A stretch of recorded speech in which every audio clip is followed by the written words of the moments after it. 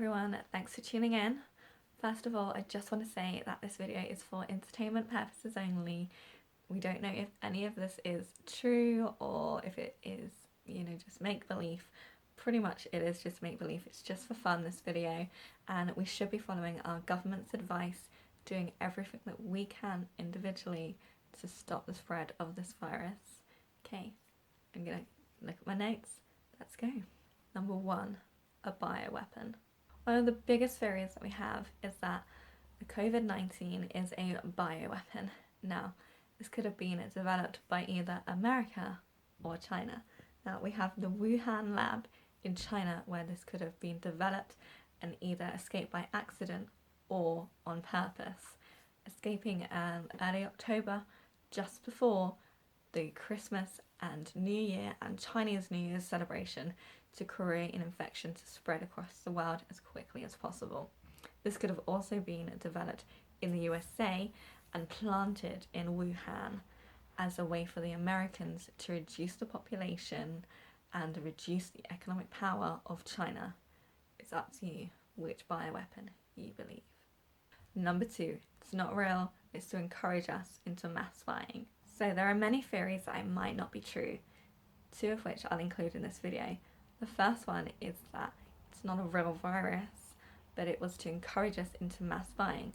Now, this has worked in retail and supermarket senses in that we are panic buying lots of different food brands.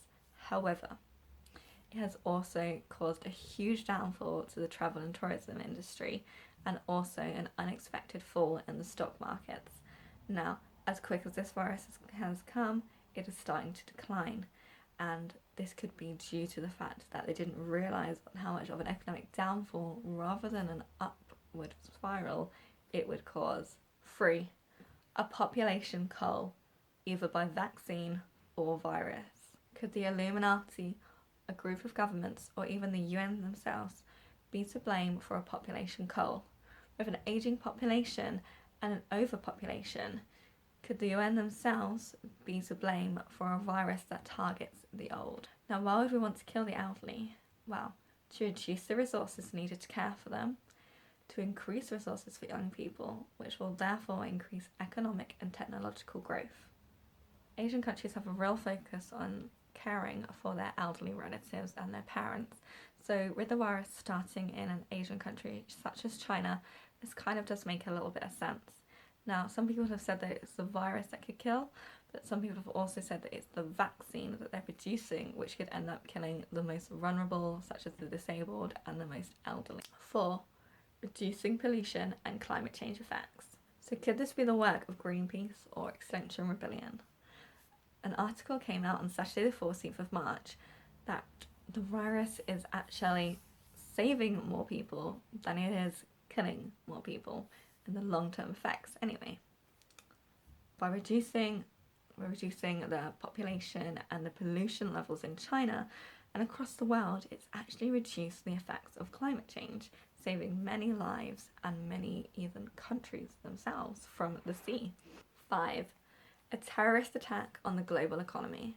Now imagine the group Anonymous, a large technological organisation with many people wanting to do good for the world. Now imagine they plan a pandemic to reduce the number of people around the world. However, they decide this is a stupid idea and it will cause more harm than it will do good.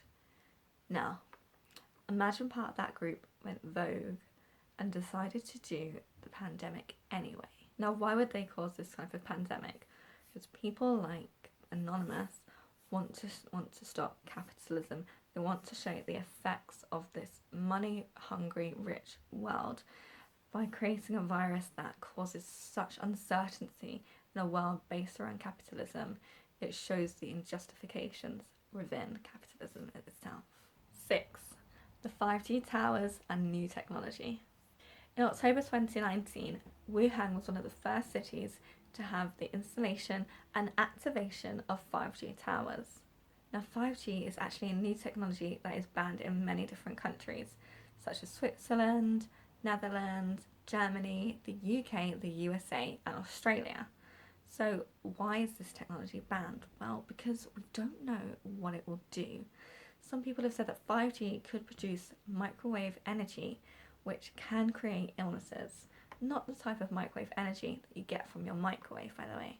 Some have linked this new technology to what is being used in militaries in order to disperse crowds by creating an energy that creates an illness. Now, there are even connections to the people that have developed the vaccine for Ebola and Zika into the development of this new 5G technology. So could the people that have created the vaccines for these old viruses also be wanting to create vaccines for this new virus to enhance their economical gain? One of the things that we've seen in Wuhan is people literally collapsing in the streets. Some people have said that the 5G towers can literally suck the oxygen out of people's lungs, which is why we see these people collapsing in the streets in Wuhan. 7. The Bill Gates Foundation to defeat Donald Trump. In 2015, a patent for a new virus was put in by the Bill Gates Foundation. Now, agreed in 2018, 2 years later, a new virus breaks out. This could have initially been for research, but when Trump came into power, this soon all changed. Now, this could have been researched in America or even in the Wuhan lab itself. So, why start this virus in China?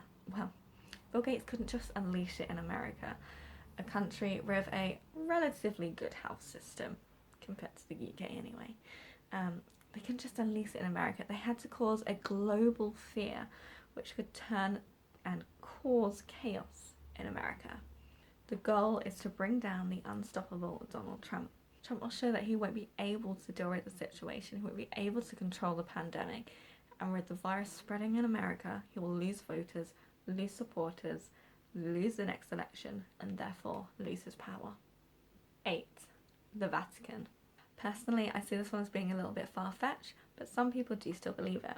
So the Vatican has had many problems over the past few years, with accusations of paedophiles within their very, very top high-ranking delegates, as well as being part of organised crime and not releasing documents and artefacts that have been promised to be released to the public.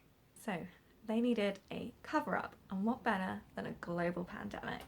Now, why a global pandemic? Well, the global pandemic could be a great excuse for some people to unexpectedly die from the Vatican during this time. Now, this could have been seen as a disease that had been created deep inside of the Vatican labs, if you believe that the Vatican has research labs anyway. So why did they target Asia? Because Asia has a very large population, and just before, again, Christmas and New Year and Chinese New Year celebrations, it meant that this virus could travel far and wide across the globe, creating a great cover-up so these people in power in the Vatican could be changed for more pure like people in the Vatican, and they wouldn't have to release certain documents and artifacts as they could say that they were lost, or they didn't want it to be infected due to the pandemic. 9. It's not real, it's a human experiment. This is an idea that's not that well surfaced, but what I believe is quite believable is that it's not actually a virus out there, but is in fact a test to see what would happen if there was a global pandemic. So it's similar to the mass buying theory, is that the virus isn't real and the deaths are being linked to other similar health issues. It's really just a human experiment, either developed by the Illuminati or the WHO, Extinction Rebellion, the Anonymous, absolutely anyone, the UN themselves, any of these large, well-known false underground organisations could have created this. Why? To see what would happen if a pandemic was to really hit the world.